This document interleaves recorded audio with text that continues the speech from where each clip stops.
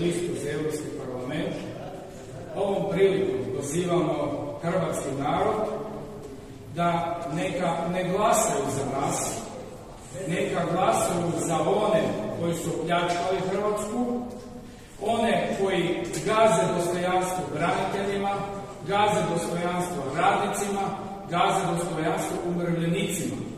Znači, još jedan, autohtona Hrvatska stranka prava ide na izbore za Europski parlament. Hrvatski narode, znači, glasite za one koji su uveli euro, pa sada teže živite nego kad ste imali kune. 100 eura je u dućanu kao 100 kuna. Drugo, autohtona Hrvatska stranka prava poziva medije da nema više prema našoj stranci cenzure, jer mi smo stranka demokratska, borili smo se za demokraciju, svi moramo imati jednaka prava na izborima, a ne kao na izborima za Hrvatski sabor. Mi dobimo 29 sekundi i 5 minuta predstavljanje programa, a druge stranke 24 sata na dan.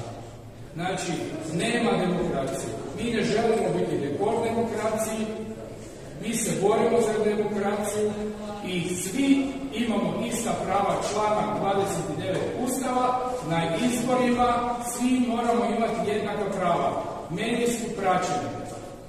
Znači, pozivamo prvo da hrvatski narod ne glasa za nas na ovim izborima, nego glasa za lopove i kriminalce koji su pljačkali Hrvatsku, a drugo, autohtona Hrvatska stranka prava je protiv cenzure, mi ne želimo biti dekor demokraciji i želimo da demokratski budu izbori i da se prekine cenzura medijska nad nama.